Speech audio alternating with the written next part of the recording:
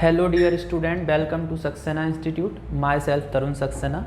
And आज की class में हम स्टार्ट करने वाले हैं एक नए चैप्टर को, that is how do organism reproduce. Okay, so सबसे पहले हम ये देखते हैं इस चैप्टर में कि हमें कौन कौन से टॉपिक कवर करने हैं। ठीक है, तो स्टार्टिंग से पढ़ेंगे, लास्ट तक पूरे चैप्टर को कंप्लीट करेंगे। तो सबसे पहला पॉइंट है कि हमारे लर्निंग ऑब्जेक्टिव क्या क्या रहने वाले हैं। ठीक है, सो सबसे पहले हमको देखेंगे इंट्रोडक्शन, मतलब कि आज की जो हमारी क्लास होने वाली है इसमें सिर्फ हम इस चैप्टर का एक छोटा सा इंट्रोडक्शन लेने वाले हैं।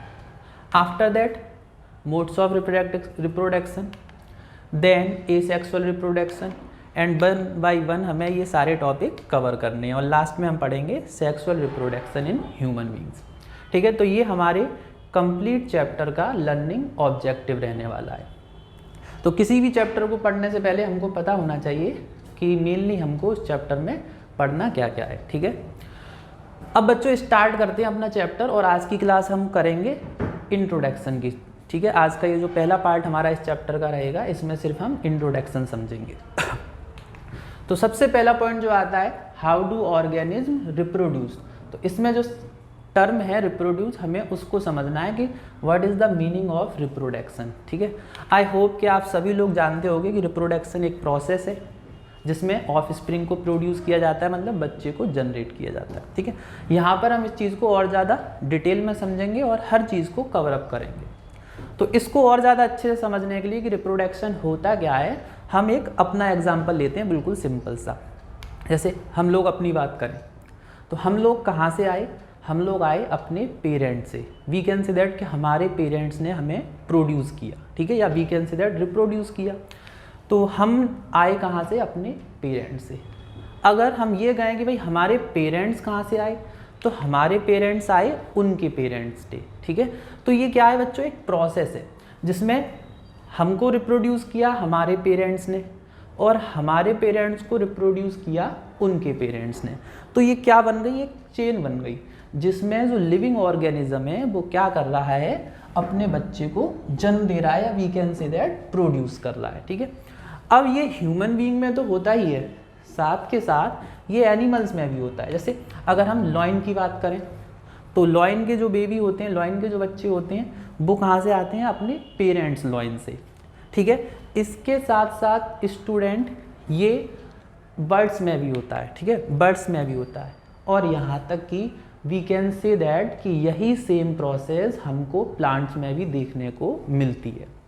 ठीक है, तो हमने क्या देखा, हमने सिर्फ ये समझा कि रिप्रोडक्शन होता क्या है। तो हमको पता चला कि रिप्रोडक्शन प्रोसेस है जिसमें पेरेंट्स अपने ऑफ स्प्रिंग को प्रोड्यूस करते हैं, या कोई लिविंग ऑर्गेनिज्म अपने ऑफ स्प्रिंग को प्रोड्यूस करता है।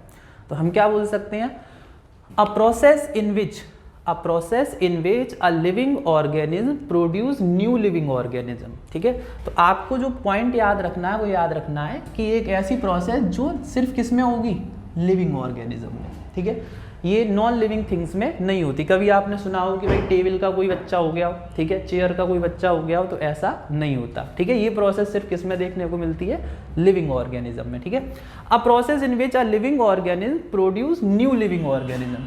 तो इसमें एक लिविंग ऑर्गेनिज्म क्या करता है, नए लिविंग ऑर्गेनिज्म को प्रोड्यूस करता है। जैसे हमारे पेरेंट्स ने किसको किया, हमें किया। सिमिलरली लॉयन ने किसको किया, अपने ही जैसे और बेबीज को किया। ठीक है, ऑफ इट्स ओन काइंड। अब इस पॉइंट पर और आपको फोकस करना है। तो यहाँ पर जो लिविंग ऑर्गेनिज्म प्रोड्यूस करेगा, जिसे भी प्रोड्यूस करेगा अपने बच्चे को, ऑफ स्प्रिंग को, तो बच्चों वो जो होगा सेम उसी के जैसा होगा, मतलब उसी से मिलता जुलता होगा। कहने का मतलब कि लॉइन का बेबी होगा तो वो लॉइन के जैसा ही होगा, एलिफेंट का होगा तो एलिफेंट ही होगा, और XYZ ह्यूमन बींग्स का होगा तो ह्यूमन बींग्स का होगा। ठीक है, ऐसा नहीं होगा कि एनिमल से कोई डॉग का बेबी जनरेट हो जाए, एलिफेंट से लॉइन का हो जाए, तो ऐसा नहीं होता। दैट्स वाई यहाँ पर हमने लिखा है इट्स ओन काइंड। ठीक है, और दूसरे तरीके से भी डिफाइन कर सकते हैं, reproduction is the process by which living organism produce new individual similar to themselves. तो यहाँ पर हमने थोड़ा सा चेंज करके क्या लिखा, सिमिलर टू देमसेल्फ, मतलब एक ऐसी प्रोसेस जिसमें लिविंग ऑर्गेनिज्म अपने ही जैसे लिविंग ऑर्गेनिज्म को क्या करेंगे, प्रोड्यूस करेंगे, उसे हम क्या बोलते हैं, रिप्रोडक्शन। ठीक है, अब बच्चों इसके बाद जो नेक्स्ट पॉइंट हमारा आता है समझने का, वो है कि मोड्स ऑफ, ठीक है, रिप्रोडक्शन के मोड्स क्या होते हैं। अच्छा, उससे पहले एक पॉइंट और जो हमें समझना है वो ये है कि इससे पहले हमने एक चैप्टर कवर किया था अपना लाइफ प्रोसेस, ठीक है। लाइफ प्रोसेस में हमने ये सारे सिस्टम के बारे में स्टडी की थी। हमने पढ़ा था न्यूट्रिशन क्या होता है, ट्रांसपोर्टेशन क्या होता है, रेस्पिरेशन क्या होता है, एक्सक्रिएशन क्या होता है। तो आपको पता है कि ये सारे सिस्टम जो थे ये हमारी लाइफ के लिए क्या थे, असेंशियल थे। अब जो हम पढ़ रहे हैं वो क्या पढ़ रहे हैं, रिप्रोडक्शन। तो अगर मैं आपसे कहूँ कि रिप्रोडक्शन और ये जो हमने सारे सिस्टम जो फर्स्ट चैप्टर में कवर किए, इनमें डिफरेंस क्या है, आखिरकार हमने रिप्रोडक्टिव सिस्टम को उस चैप्टर में कवर अप क्यों नहीं किया, ठीक है। तो एक बेसिक सा डिफरेंस है इनमें। जैसे अगर हम न्यूट्रिशन की बात करें, अगर हमारी बॉडी प्रॉपर तरीके से न्यूट्रिशन नहीं करेगी, मतलब हमने जो फूड खाया है अगर हमारी बॉडी उसे प्रॉपर तरीके से डाइजेस्ट नहीं करेगी तो हम मर सकते हैं, ठीक है। सिमिलरली ट्रांसपोर्टेशन, अगर हमारी बॉडी में ब्लड का सर्कुलेशन रुक जाए तो भी हमारी डेथ हो सकती है। रेस्पिरेशन, हम सांस नहीं लेंगे, हमारी बॉडी रेस्पायर नहीं करेगी तो भी हमारी डेथ हो सकती है। हमारी बॉडी एक्सक्रिएट नहीं करेगी, वेस्ट मटेरियल को बॉडी से रिमूव नहीं करेगी तो भी हमारी डेथ हो सकती है। तो अगर मैं इन चारों सिस्टम की बच्चों बात करूं आपसे, तो मैं कह सकता हूं कि these system are very essential for the survival of an organism. मतलब ये जो सिस्टम है ये किसी ऑर्गेनिज्म के सर्वाइवल के लिए बहुत ज़्यादा इम्पोर्टेंट है। यदि इनमें से कोई भी एक काम रुकता है, मतलब अगर कोई भी सिस्टम वर्क करना बंद कर देता है तो ऑर्गेनिज्म मर सकता है।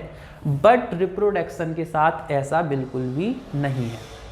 इफ़ कोई ऑर्गेनिज्म ये डिसाइड करे कि मुझे रिप्रोड्यूस नहीं करना, मतलब मुझे अपने ही जैसे ऑफस्प्रिंग या अपने जैसे बच्चों को जन्म नहीं देना, तो उसकी कोई डेथ नहीं होगी, ठीक है। तो याद रखना है आपको कि डिफरेंस क्या था। ये सारे सिस्टम क्या हैं, लाइफ के लिए असेंशियल है। अगर इनमें से कोई भी सिस्टम वर्क करना बंद करता है तो ऑर्गेनिज्म की डेथ हो सकती है, बट रिप्रोडक्शन के साथ ऐसा नहीं है, ठीक है। अब रिप्रोडक्शन के साथ ऐसा नहीं है तो हम क्या बोल सकते हैं, but reproduction is not essential for the survival of an organism, ठीक है। मतलब ये किसी ऑर्गेनिज्म के सर्वाइवल के लिए इंपॉर्टेंट नहीं है। ऐसा नहीं है कि भाई अगर कोई स्पीसीज या कोई लिविंग ऑर्गेनिज्म रिप्रोड्यूस नहीं करेगा तो उसकी डेथ हो जाएगी, ऐसा बिल्कुल भी नहीं है। An organism can survive without perform reproduction, तो बिना रिप्रोडक्शन के भी ऑर्गेनिज्म सर्वाइव कर सकता है, उसकी लाइफ पर कोई इफेक्ट नहीं पड़ेगा। अब अगर रिप्रोडक्शन के विदाउट भी सर्वाइव कर सकता है तो फिर इसकी रिक्वायरमेंट क्यों है, मतलब इस सिस्टम की रिक्वायरमेंट बच्चों क्यों है, जब विदाउट रिप्रोडक्शन ही कोई ऑर्गेनिज्म सर्वाइव कर सकता है। तो बिल्कुल सिंपल सी बात है, आप खुद सोचिए कि मान के चलो जैसे लॉयन है, अब लॉयन है तो अगर वो अपने जैसे लॉयन को रिप्रोड्यूस ना करे, अपने बच्चे को जन्म ना दे, तो एक टाइम पीरियड ऐसा आएगा कि जितने भी लॉयन अर्थ पर हैं वो धीरे धीरे क्या होने लगेंगे, ख़त्म, क्योंकि जो पुराने थे उनकी डेथ होने लगेगी एक टाइम पीरियड के बाद, बट वो नए प्रोड्यूस करेंगे नहीं, तो इससे उनकी जो एग्जिस्टेंस है अर्थ पर लाइफ की वो क्या हो जाएगी, ख़त्म हो जाएगी, ठीक है। तो हम क्या कह सकते हैं कि ये क्यों इम्पॉर्टेंट है, ये इम्पॉर्टेंट है जिससे कंटिन्यूटी लाइफ की बनी रहे, हर स्पीसीज अर्थ पर बना रहे, ठीक है। अगर कुछ नंबर ऑफ स्पीसीज डिसाइड कर ले, जैसे ह्यूमन बींग्स में बहुत सारी ह्यूमन बींग्स हैं, अगर ह्यूमन बींग्स में से कुछ ह्यूमन बींग डिसाइड कर लेते हैं कि भाई हमें रिप्रोड्यूस नहीं करना, तो कोई इफेक्ट नहीं पड़ेगा लाइफ पर। बट बच्चों अगर सभी ह्यूमन बींग ये डिसाइड कर ले नहीं हमको रिप्रोड्यूस नहीं करना, तो एक टाइम पीरियड ऐसा आएगा कि जो पहले से है जो ह्यूमन बींग्स हैं उनकी डेथ हो जाएगी और नए रिप्रोड्यूस होंगे नहीं, तो ह्यूमन बींग जैसी स्पीसीज अर्थ से खत्म हो जाएगी, ठीक है। तो हमने क्या लिखा, reproduction is essential for the survival of life और फॉर द एग्जिस्टेंस, ठीक है। हम क्या कह सकते हैं कि ये क्यों इंपॉर्टेंट है, एग्जिस्टेंस बनी रहे जिससे लाइफ की, ठीक है, अर्थ पर, on earth, and it maintain the continuity of life, और इससे क्या बनी रहती है, लाइफ की कंटिन्यूटी बनी रहती है। तो समझ में आ गया होगा आपको कि इन सभी सिस्टम और रिप्रोडक्शन में क्या डिफरेंस है, क्लियर है। आगे देखते हैं। अब जो नेक्स्ट पॉइंट आता है वो हमारा है कि मोड्स ऑफ रिप्रोडक्शन कितने तरीके से परफॉर्म होता है। तो रिप्रोडक्शन दो तरीके से बच्चों परफॉर्म होता है, एक तो सेक्सुअली और एक असेक्सुअली।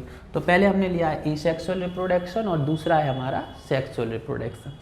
अब इन दोनों सिस्टम को हम वन बाय वन समझते हैं, इनका इंट्रोडक्शन करते हैं कि दोनों में क्या डिफरेंसेस है। सेक्सुअली रिप्रोडक्शन किस तरीके का मोड होता है और एसेक्सुअल रिप्रोडक्शन किस तरीके का मोड होता है, ठीक है।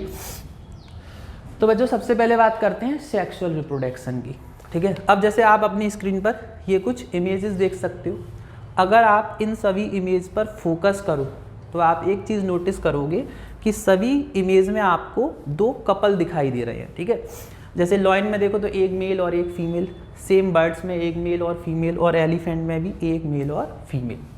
तो बच्चों अगर हम सेक्सुअल रिप्रोडक्शन की बात करें तो सेक्सुअल रिप्रोडक्शन एक ऐसा रिप्रोडक्शन है जिसमें जो पेरेंट्स होते हैं वो दो होते हैं, मतलब किसी भी बच्चे के या we can say that offspring के जो पेरेंट्स होंगे वो कितने नंबर होंगे, 2 नंबर में, ठीक है। जैसे हम अपनी बात करें, जैसे हम लोग हैं तो हमारे कितने पेरेंट्स हैं, 2, एक मदर और एक फादर, ठीक है। तो 2 पेरेंट्स हैं, मदर और फादर। ऐसे ही हम किसी लॉयन की बात करें, XYZ नॉट लॉयन, कोई भी लिविंग ऑर्गेनिज्म हो सकता है, ठीक है। तो जैसे हम लॉयन की बात करें तो एक बेबी लॉयन के भी क्या होंगे, 2 पेरेंट्स होंगे, ठीक है। कौन कौन से होंगे, एक उसका फादर लॉयन होगा और एक उसका मदर लॉयन होगा। तो यहाँ से हमें क्या समझ में आया कि सेक्सुअल रिप्रोडक्शन का एक ऐसा मोड होता है जिसमें किसी भी बच्चे के या ऑफ स्प्रिंग के टोटल 2 पेरेंट्स होते हैं, ठीक है। तो इसमें कितने पेरेंट्स होते हैं, 2 पेरेंट्स। अब यहाँ पर जब 2 पेरेंट्स हैं तो हम इस प्रोसेस को बाई पेरेंटल प्रोसेस भी बोल सकते हैं। तो that's why we can say that the sexual reproduction is the biparental process. Clear है, आई होप अच्छे से समझ में आया होगा, ठीक है। तो ये हमने एक सेक्सुअल रिप्रोडक्शन का छोटा सा इंट्रोडक्शन समझा कि सेक्सुअल रिप्रोडक्शन जिन लिविंग ऑर्गेनिज्म में होता है वहाँ पर किसी भी ऑफस्प्रिंग के जो नंबर ऑफ पेरेंट्स होते हैं वो मेनली 2 होते हैं, एक फीमेल और एक मेल। क्लियर। अब बच्चों बात करते हैं इसके बाद एसेक्सुअल रिप्रोडक्शन की। अब एसेक्सुअल रिप्रोडक्शन में थोड़ा सा चेंज क्या है, जैसे आप अब अपनी स्क्रीन पर कुछ पिक्चर्स देख रहे हो। जैसे इसकी बात करें, अमीबा, पैरामीशियम, बैक्टीरिया, तो ये छोटे छोटे माइक्रो ऑर्गेनिज्म है या we can say that simple organism.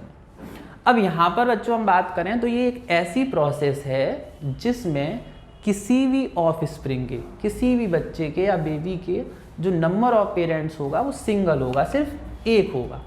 तो हम कह सकते हैं कि एसेक्सुअल रिप्रोडक्शन जिन ऑर्गेनिज्म में होता है वहाँ पर नंबर ऑफ पेरेंट सिंगल होता है, मतलब अकेला होता है, ठीक है। यहाँ पर 2 नहीं होते, जैसे पहले वाले में 2 थे। अब पेरेंट सिंगल होने की वजह से वी कैन से दैट कि this is the uniparental process. तो ये बच्चों ये कैसी प्रोसेस हो गई, यूनिपेरेंटल प्रोसेस। क्लियर है, आई होप अच्छे से समझ में आया होगा आपको। अब हम इसको और कैसे बोल सकते हैं, तो जैसे वहाँ पर था सेक्सुअल रिप्रोडक्शन, मतलब सेक्सुअल रिप्रोडक्शन में सेक्स सेल का इन्वॉल्वमेंट होता है, जो हम अपने नेक्स्ट पार्ट में कवर करेंगे डिटेल में। सेक्स सेल क्या होती हैं, किस तरीके से इनका यूज़ रहता है। आई होप शायद आपने प्रीवियस क्लासेस में थोड़ा बहुत पढ़कर आए हो, ठीक है। तो asexual means without the involvement of sex cell. तो आपको याद रखना है कि जब भी एसेक्सुअल रिप्रोडक्शन होगा तो इसमें सेक्स सेल का कोई भी इन्वॉल्वमेंट नहीं होगा। क्लियर, यहाँ पर कोई भी सेक्स सेल इन्वॉल्व नहीं करती हैं। सेक्स सेल कहाँ पर इन्वॉल्व करती हैं, सेक्स सेल का इन्वॉल्वमेंट रहता है only and only sexual reproduction में। क्लियर है। अब this type of reproduction does not use special cell called gametes. अब बच्चों सिंपल सी बात है, जब सेक्स सेल ही नहीं है तो सेक्स सेल मेल और फीमेल की जो सेक्स सेल होती हैं वो मिलकर क्या बनाती हैं, गैमेट्स बनाती हैं। अगर आप में से किसी को ये क्लियर नहीं हो रहा तो नेक्स्ट वीडियो में हम इसको अच्छे से कवर करेंगे, ठीक है, कोई टेंशन की बात नहीं है। For producing a new organism, तो नए ऑर्गेनिज्म को बनाने के लिए यहाँ पर गैमेट्स का या सेक्स सेल का कोई यूज नहीं होता है। क्लियर। तो हम क्या कह सकते हैं इसको डिफाइन करने के लिए, the production of new organism, ठीक है, नए ऑर्गेनिज्म का प्रोडक्शन होना फ्रॉम अ सिंगल पेरेंट, सिर्फ एक पेरेंट से। तो हमने अभी स्टडी किया था कि सिर्फ पेरेंट्स कैसा होता है, single, without the involvement of sex cell, और यहाँ पर सेक्स सेल का कोई भी इन्वॉल्वमेंट नहीं है, इज कॉल्ड एसेक्सुअल रिप्रोडक्शन। और उसी प्रोसेस को हम क्या बोलते हैं, या उसी मोड को बच्चों हम क्या बोलते हैं, एसेक्सुअल रिप्रोडक्शन। क्लियर है? किस किस में होता है, तो डिटेल में हम देखेंगे किस तरीके से होता है, कौन कौन से ऑर्गेनिज्म में होता है। कुछ पिक्चर आपको अपनी स्क्रीन पर दिखाई दे रही हैं, जैसे अमीबा में होता है, पैरामीशियम में होता है, बैक्टीरिया में होता है, हाइड्रा में होता है। ठीक है, अब हम समझेंगे होता कैसे है। क्लियर है? आफ्टर दैट इसके बाद एक क्वेश्चन यहाँ पर जो राइज होता है बच्चों वो ये है कि जब इस मोड में, मतलब एसेक्सुअल रिप्रोडक्शन में जब सेक्स सेल का इन्वॉल्वमेंट होता ही नहीं है, तो आखिरकार न्यू ऑर्गेनिज्म प्रोड्यूस कैसे होता है। ठीक है, तो अब इसको आपको ध्यान से समझना है। If there is no involvement of sex cell then how the asexual reproduction अकर।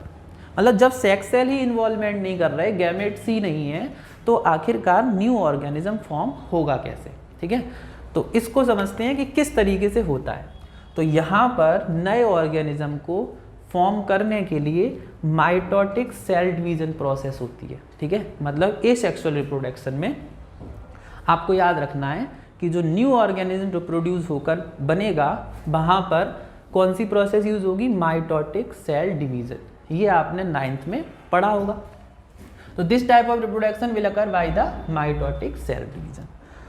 अब बच्चों बात ये आती है कि माइटोटिक सेल डिवीजन क्या होता है। ठीक है, तो बहुत सिंपल है माइटोटिक सेल डिवीजन। इसमें क्या होता है कि जो सेल है, या we can say that single parent cell divide हो जाती है 2 डॉटर सेल में, उसी को हम क्या बोलते हैं, माइटोटिक सेल डिवीजन। किस तरीके से होता है, देखो जैसे हमने माना कि ये एक सिंगल सेल है। ठीक है, अब ये सेल है तो हमने बोला this that is called parent cell. ये क्या है, पेरेंट सेल। पेरेंट सेल में ये इसका क्या हो गया, न्यूक्लियस, और न्यूक्लियस के अराउंड बच्चों आप जानते हो साइटोप्लाज्म होता है। अब ये सेल क्या होगी, 2 डॉटर सेल में डिवाइड हो जाएगी, मतलब यही एक सेल कितनी सेल बना देगी, 2 सेल। तो इस प्रोसेस में सबसे पहले तो बच्चों न्यूक्लियस डिवाइड होगा। तो पहले न्यूक्लियस डिवाइड होता है। न्यूक्लियस जब 2 पार्ट में डिवाइड हो जाता है लाइक दैट, इस तरीके से, तो न्यूक्लियस डिवाइड होता है धीरे धीरे और 2 पार्ट में डिवाइड हो जाता है। डिवाइड होने के बाद फिर इसका जो साइटोप्लाज्म है, ठीक है, वो भी डिवाइड हो जाता है और डिवाइड होकर इस तरीके से 2 डॉटर सेल फॉर्म कर देता है। तो इस प्रोसेस को हम क्या बोलते हैं, माइटोटिक सेल डिवीजन। तो आपको याद रखना है एसेक्सुअल रिप्रोडक्शन किस प्रोसेस से होता है, माइटोटिक सेल डिवीजन। वाई, क्योंकि यहाँ पर किसी भी तरीके की सेक्स सेल का इन्वॉल्वमेंट नहीं होता, दैट्स वाई। ठीक है, अब देखो एक नेक्स्ट क्वेश्चन और आता है, यहाँ तक आई होप आपको क्लियर हुआ होगा। ठीक है, अब नेक्स्ट क्वेश्चन ये आता है कि जब यहाँ पर ना तो किसी सेक्स सेल का इन्वॉल्वमेंट है, कोई गैमेट्स का यूज़ नहीं हो रहा है, ठीक है, तो जो डिवीज़न हो रहा है या जो नया ऑर्गेनिज्म बन रहा है वो माइटोटिक प्रोसेस से बन रहा है, माइटोटिक सेल डिवीज़न से बन रहा है। So we can say that कि हम ये कह सकते हैं कि इस तरीके के रिप्रोडक्शन में जो न्यू ऑफस्प्रिंग होगा उसका डीएनए एग्जैक्ट अपने पेरेंट सेल के जैसा होगा। अब डीएनए अगर सेम होगा बच्चों तो सारे करैक्टर भी क्या होंगे, सेम होंगे। तो दोनों में मतलब पेरेंट सेल और उससे बनने वाले ऑफस्प्रिंग या डॉटर सेल में जो सिमिलरिटी होंगी वो एग्जैक्ट सेम होंगी। ठीक है, जैसे बैक्टीरिया आप देखते हो कि बैक्टीरिया मोस्टली बैक्टीरिया सभी बैक्टीरिया आपस में क्या होते हैं, सिमिलर होते हैं। ठीक है, ये कुछ पिक्चर हैं। So we can say that कि in this type of reproduction the new organism has exact genetic similarity. ये आपको याद रखना है कि एसेक्सुअल रिप्रोडक्शन जब भी अकर होता है तो यहाँ पर जनरेट होने वाला या प्रोड्यूस होने वाले ऑफस्प्रिंग में जो सिमिलैरिटी होती हैं वो एग्जैक्ट सेम होती हैं। किसकी जैसी होती हैं, अपने सिंगल पेरेंट्स की जैसी। ठीक है, मतलब जब एक सेल 2 डॉटर सेल को जनरेट करेगा, प्रोड्यूस करेगा, तो 2 डॉटर सेल में जो सिमिलैरिटी होंगी वो सेम अपने, या उसमें जो करैक्टर होंगे वो सेम पेरेंट सेल जैसे होंगे। क्लियर है? तो आज की क्लास में हमने क्या देखा, modes of reproduction, what is reproduction. तो एक बार रिवाइज कर लेते हैं जल्दी से। सबसे पहले हमने समझा व्हाट इज रिप्रोडक्शन, रिप्रोडक्शन क्या होता है। तो बहुत सिंपल है, a process in which living organism produce a new living organism of its own kind. ठीक है, मतलब एक ऐसी प्रोसेस जिसमें लिविंग ऑर्गेनिज्म क्या करेगा, अपने ही जैसे लिविंग ऑर्गेनिज्म को प्रोड्यूस करेगा, सिर्फ ये लिविंग ऑर्गेनिज्म में होगी। After that mode of reproduction क्या होते हैं, तो दो मोड होते हैं, एसेक्सुअल रिप्रोडक्शन और सेक्सुअल। सेक्सुअल रिप्रोडक्शन में बच्चों किसी भी ऑफ स्प्रिंग के नंबर ऑफ पेरेंट्स 2 होते हैं, that's why this process is also called by parental process. After that हमने कुछ थोड़ा सा एसेक्सुअल रिप्रोडक्शन के बारे में भी समझा। तो एसेक्सुअल मतलब जिसमें सेक्स सेल का इन्वॉल्वमेंट ही ना हो, उसे हम क्या बोलते हैं, एसेक्सुअल। अब जब सेक्स सेल का इन्वॉल्वमेंट नहीं है तो वी कैन सी दैट कि ये कैसी प्रोसेस है, सिंगल पेरेंट प्रोसेस है and also uniparental process. It is mainly in simple organism, ये सिर्फ किसमें होती है, simple organism like amoeba, hydra, paramecium, bacteria और भी बहुत सारे, जिनके बारे में हम नेक्स्ट वीडियो लेक्चर में अब डिटेल में देखेंगे। ठीक है, तो आज का ये जो हमारा वीडियो था बच्चों, इसमें हमने पार्ट फर्स्ट बनाया जिसमें सिर्फ आपको इंट्रोडक्शन के बारे में बताया। अब जो हम नेक्स्ट पार्ट लेकर आएंगे वहाँ पर हम समझेंगे कि रिप्रोडक्शन या एसेक्सुअल रिप्रोडक्शन किस किस मोड से होता है, किस किस तरीके से होता है। तो थैंक यू सो मच।